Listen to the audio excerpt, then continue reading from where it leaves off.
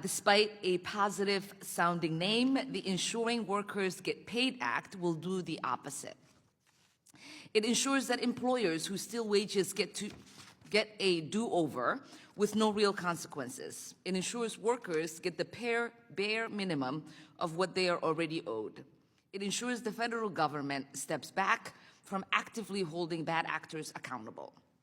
Under this bill, if an employer self-audits and admits to minimum wage or overtime violations, they can quietly pay back their workers while avoiding liquidated damages or serious penalties. As long as the employer is not a repeat violator or under investigation, they can use the paid program as an easy safe harbor and ask workers to sign away their right to go to court. That is not fair or effective enforcement. It lets dishonest businesses treat stolen wages like an interest-free loan from workers.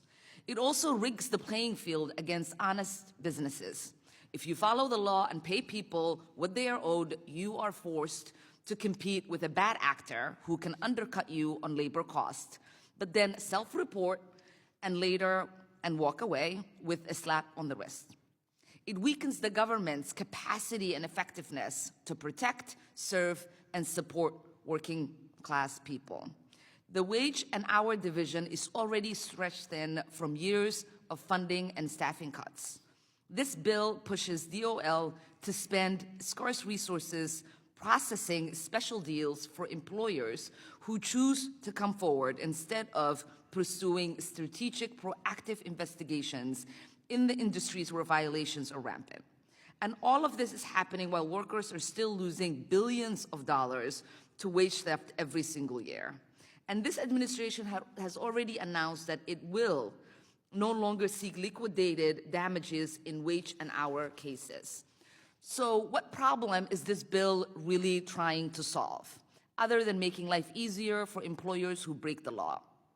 To make matters worse, this bill would preempt state and local enforcement actions so long as there is no active investigation or litigation. That means states like Minnesota, which have stronger labor laws and more active enforcement agencies, could be undermined if a dishonest employer can simply run to the federal government, cut a quiet deal, and pressure workers to take that deal. This is why my amendment takes a different approach. It strikes the underlying bill and replaces it with the Wage Theft Prevention and Wage Recovery Act led by Representative DeLauro and Ranking Member Scott. This bill would actually go after wage theft. It requires clear pay disclosures so workers can see how their wages are calculated and whether anything is being stolen. It strengthens penalties and damages so wage theft is never cheaper than compliance. It restores workers' access to justice by limiting forced arbitration and class action waivers that hide wage theft claims. And it invests on the ground partners with worker advocacy centers and community groups to build real capacity instead of outsourcing enforcement to the very employers who are breaking the law. So our choice here today is very simple. We can pass a bill that invites wage thieves to police themselves, or we can adapt a serious bill that protects workers and rewards honest businesses. I urge all of my colleagues to support my amendment and to stand with workers in all of our districts who deserve to be paid every dollar they have earned. Thank you, and I yield back.